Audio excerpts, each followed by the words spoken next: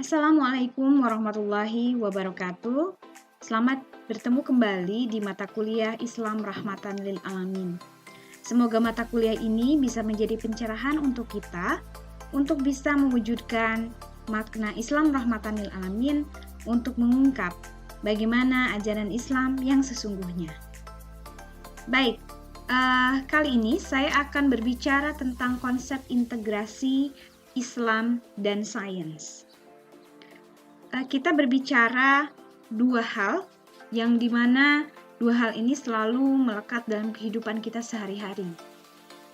Ketika ada seorang murid atau mahasiswa bertanya, apakah saya boleh memilih ilmu dunia atau ilmu agama? Atau kita mensimplifikasikan lagi, mensederhanakan lagi, apakah kita hanya cukup untuk belajar di pesantren ataukah harus di sekolah umum? Nah, satu pertanyaan ini kita berbicara tentang konsep dua hal, yaitu Islam dan sains. Dan kali ini kita akan memotret bagaimana integrasi di antara dua hal tersebut.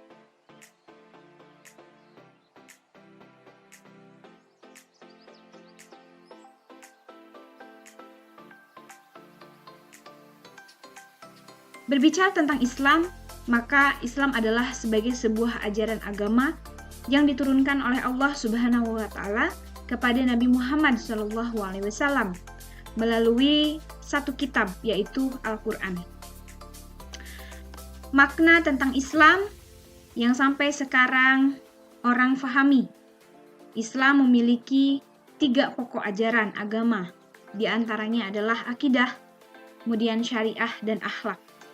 Nah, ketiganya menjadi 3 pilar atau 3 pokok yang sama-sama penting, di mana seorang muslim harus memahami bagaimana ajaran dan juga implementasinya dalam kehidupan sehari-hari. Ini makna dari Islam. Kemudian kita berbicara tentang sains. Sains dalam bahasa Indonesia bisa kita artikan sebagai sebuah ilmu atau dalam ruang yang cukup luas disebut dengan ilmu pengetahuan. Konsep sains atau ilmu pengetahuan ini adalah berbicara tentang bagaimana untuk bisa mendapatkan kebenaran menggunakan akal pikiran. Maka ketika ada pertanyaan dari tadi di awal, apakah kita boleh memilih salah satu, ilmu dunia atau ilmu sains atau ilmu agama atau Islam? Maka dalam konsep integrasi, makna integrasi itu sendiri adalah sebuah penggabungan, ya, sesuatu yang utuh, sehingga agama dan juga sains itu merupakan satu yang tidak bisa dipisahkan. Jadi layaknya sebagaimana mata uang atau koin mata uang. Satu sisi gambar Garuda, satu sisi lagi itu adalah nama nominal, tertulis angka nominal rupiahnya berapa.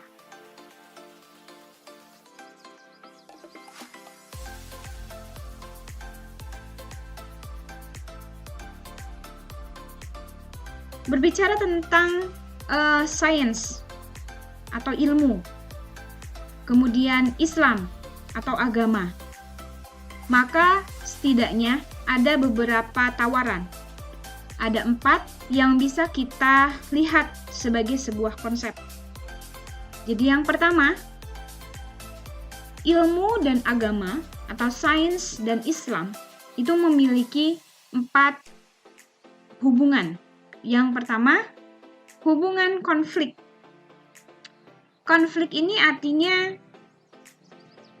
berseberangan, sehingga konsep agama itu memiliki konsep sendiri, sedangkan sains itu memiliki karakteristik tersendiri, sehingga tidak bisa untuk disatukan. Maka ini pola hubungan konflik. Kemudian yang kedua, pola hubungan independensi atau pola yang kontras. Tentu, kalau kita berbicara tentang konflik, ini berarti sangat bertentangan, sedangkan kontras itu memiliki karakteristik yang sangat jauh berbeda. Artinya, Kalau konflik tadi memiliki masalah, ketika disatukan maka akan tercerai-berai.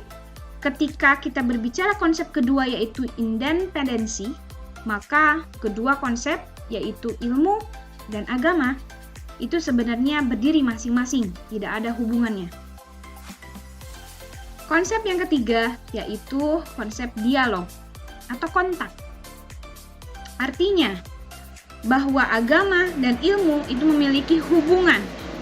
Jadi hubungan, ada dialog yang bisa kita diskusikan. Dan yang keempat adalah konsep integrasi. Integrasi di mana kita bisa mengkonfirmasi antara agama dan juga sains.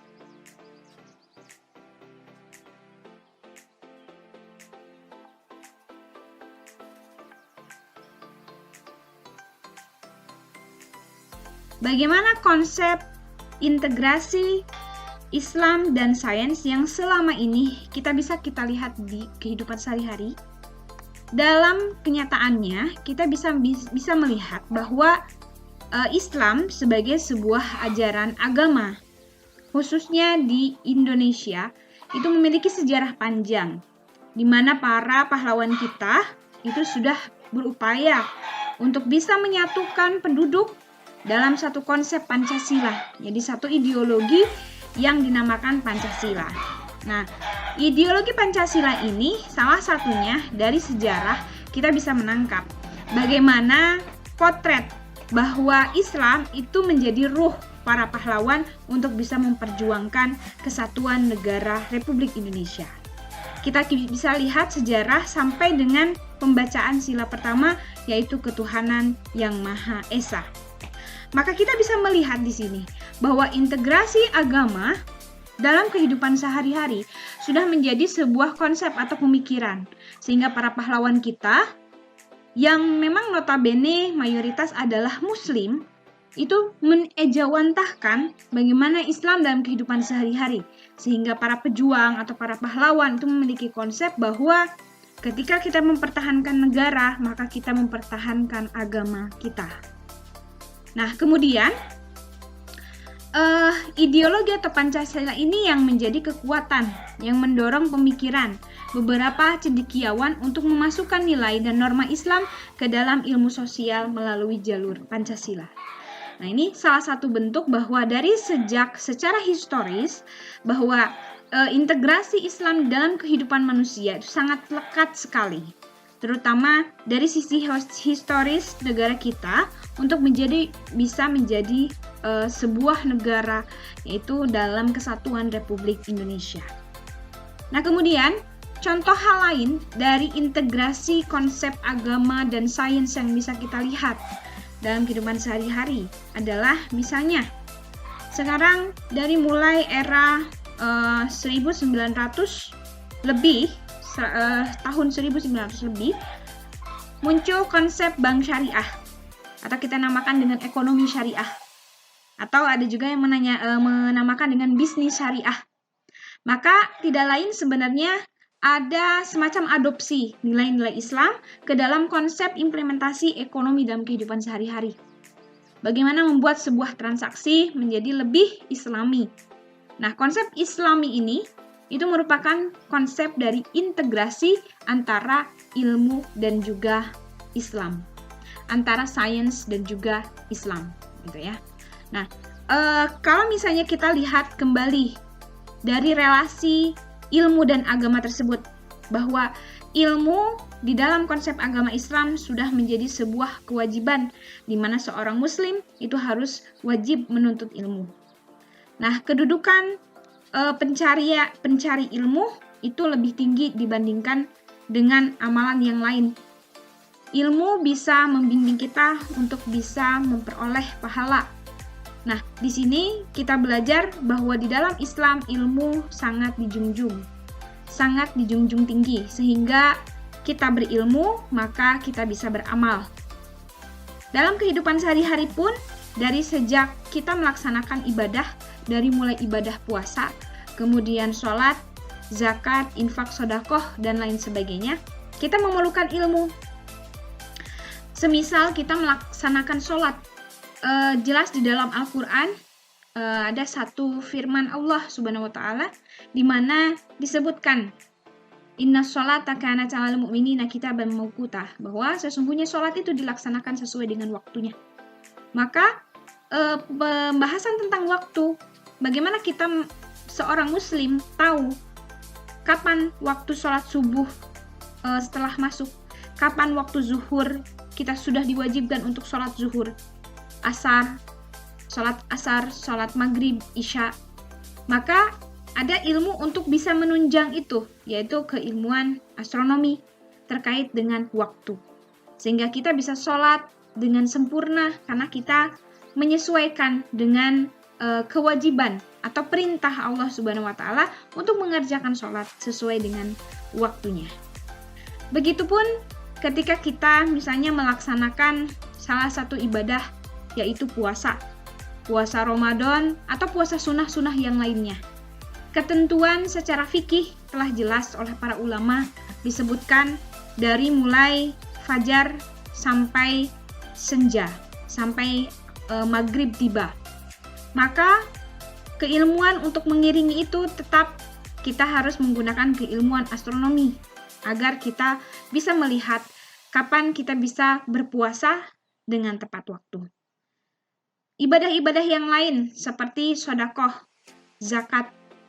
Zakat ditentukan dari sejak sahabat, ya, ditentukan 2,5% dari makanan pokok. Makanan pokok dari tiap negara bisa berbeda-beda, tetapi kita bisa belajar di sini keilmuan apa yang bisa kita pakai untuk kita bisa melaksanakan perintah Allah Subhanahu wa taala, yaitu zakat. Maka kita belajar ekonomi. Sehingga di sini terlihat bahwa integrasi antara ilmu dan agama menjadi sebuah kesatuan yang tidak bisa dipisahkan, tidak bisa dikotomikan. Sehingga ketika kita memilih ilmu, maka sesungguhnya tuntutan agama lebih dulu.